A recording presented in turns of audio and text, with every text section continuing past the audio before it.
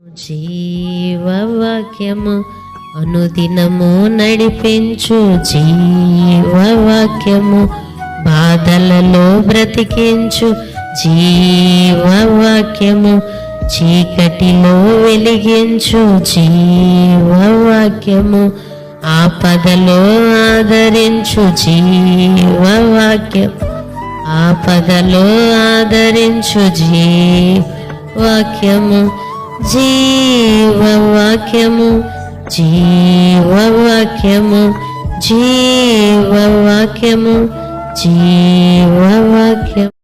దేవుని నామానికి మహిమ కలుగునుగాక.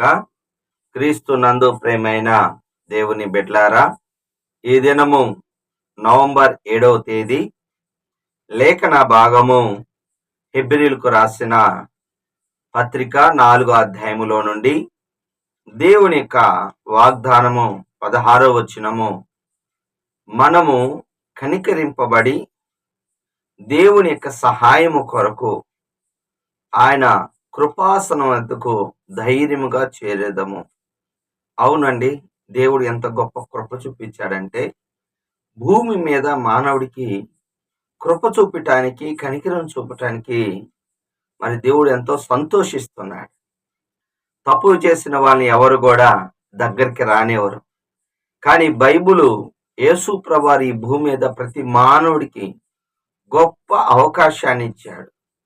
ఆయన దగ్గరికి ధైర్యంగా వచ్చి ఆయన కృప దగ్గర, అంటే ఆయన దయ కలిగిన వాడు, జాలి కలిగిన వాడు గనుక కృపాసనం యొద్దకు మరి చేరినప్పుడు దేవుడు గొప్ప కార్యము చేస్తాడు. సహాయం కొరకు మనం ఆయన దగ్గరికి వెళ్ళాలి. ఈ దినాలు ఎవరైనా తప్పు చేసి మాకు సహాయం చేయండి అంటే చేయరు.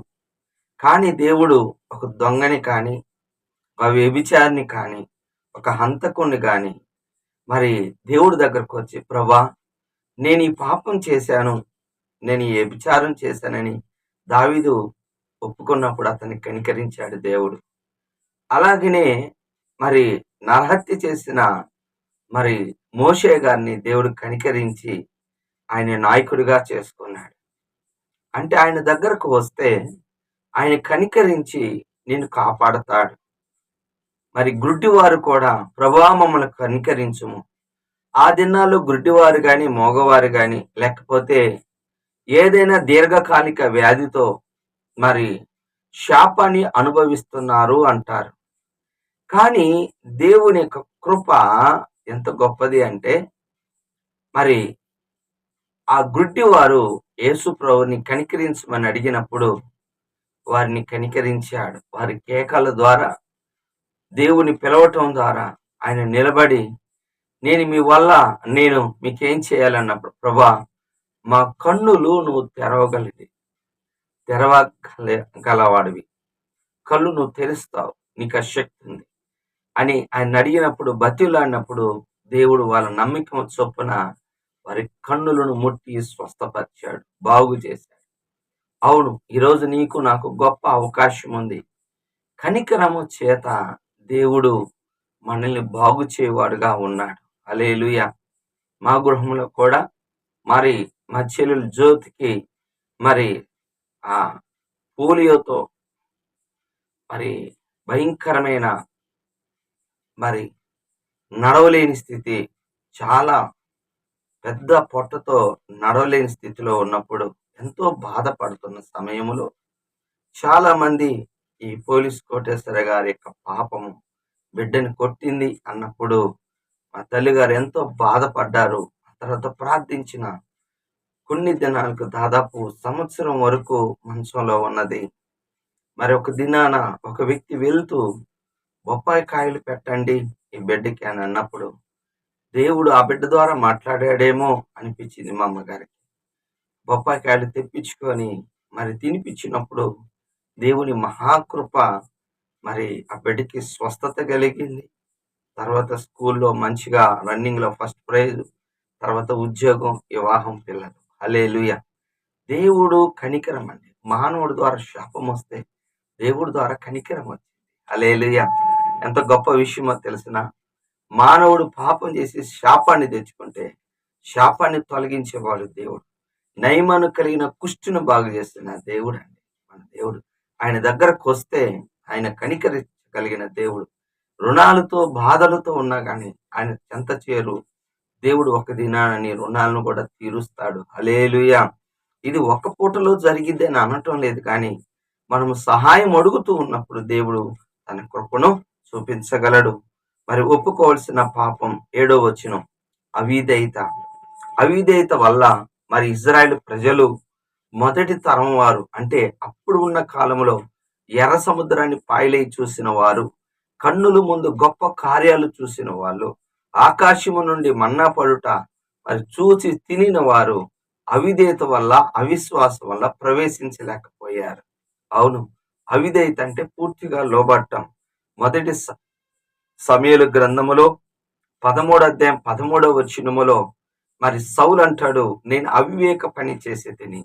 అవునండి, దేవుడు అమాలేకులను పూర్తిగా నశింప చేయమన్నప్పుడు అమాలేకుల్లో యొక్క దోపుడు సొమ్మును దోచుకున్నాడు. అలాగనే క్రొవ్విన వాటిని ఉంచాడు, మిగతా వాటిని, నీరసం కలిగిన వాటిని చంపాడు. మరి అగబు అనే రాజుని, అగగు అనే రాజుని చంపలేదు, కానీ అమాలేకులను చంపాడు. అంటే సగం విన్నాడు, సగం వినలేదు. అవిదైతే నువ్వు సగం విన్నా బాగా గమనించండి, సగం చేసిన అది పూర్తి చేయకపోతే మాట వినుట శ్రేష్టం. కాబట్టి సౌలు యొక్క రాజ్యము నిలవలేదు. తన తర్వాత తన కుమారుని కాకుండా దావీదు రాజు అయ్యాడు. హల్లెలూయా. అవిధేయత మరి నిన్ను పరలోకానికే కాదు, ఆశీర్వాదానికి కూడా దూరం చేస్తుంది. చివరిగా 14వ వచనము, మనం ఒప్పుకున్న దాన్ని గట్టిగా పట్టుకుందాం. అవునండి, విశ్వాసము మనం గట్టిగా పట్టుకుంటే ఆ చివరి వరకు దేవుడు మనకు సహాయం చేస్తాడు.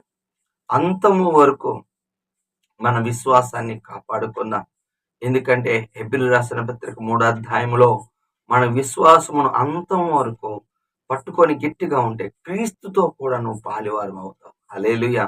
మనం ఒకరము విశ్వాసముతో హెచ్చరించుకుంటూ ముందుకు వెళ్తూ ఉంటే దేవుడు సహాయం చేస్తాడు. అంటే నువ్వు పట్టుకున్న బోధ, నువ్వు పట్టుకున్న యేసయ్యని, యేసు ప్రభు మీద ఉన్న విశ్వాసాన్ని విడిచిపెట్టకూడదు.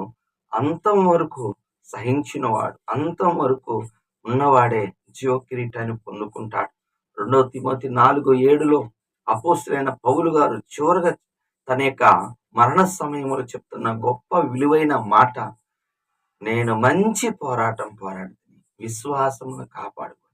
విశ్వాసం కాపాడుకోవాలి, పోగొట్టుకోవద్దు. దయచేసి విశ్వాసాన్ని పట్టుకుంటే దేవుడు నిన్ను దీవిస్తాడు. దేవుడి మాటలు దీవించును గాక. ప్రార్థన చేసుకుందాం. ప్రేమ కలిగిన తండ్రి యేసయ్యా, నీకు వందనాలు. ఈ దినం నువ్వు ఇచ్చిన వాగ్దానము ప్రభా, అయ్యా నీ కృపను బట్టి నేను నీ కృపాసనం ఎద్దుకు మేము సమీపించవచ్చు ప్రభా. అలాగనే అవిధేయత లేకుండా మేము పట్టుకున్న విశ్వాసాన్ని కడమట్టుకు పట్టుకునే కృప చూపించండి. వింటున్న బిడ్డల్ని దీవించి ఆశీర్వదించని, వారిని బలపరచమని, మహిమను తెచ్చుకోమని, విశ్వాసముతో నీతిమంతుడు జీవిస్తాడయ్యా. విశ్వాసము వలన కలిగినది క్షేమకరమైనది ప్రభా. విశ్వాసము ద్వారా మేము జీవించినట్లుగా కృప చూపించండి. విన్న బిడ్డల్లో కార్యము జరిగించమని యేసు నామములో ప్రార్థిస్తున్నాను తండ్రి. ఆమేన్. తండ్రి యొక్క ప్రేమ, కుమారుని యొక్క కృప, పరిశుద్ధాత్మక నేను సహవాసం సదాకాలం మనందరికి తోడుగా ఉండును గాక. ఆమేన్. హల్లెలూయా. దేవుడు మిమ్మల్ని దీవించును గాక. ఆమేన్.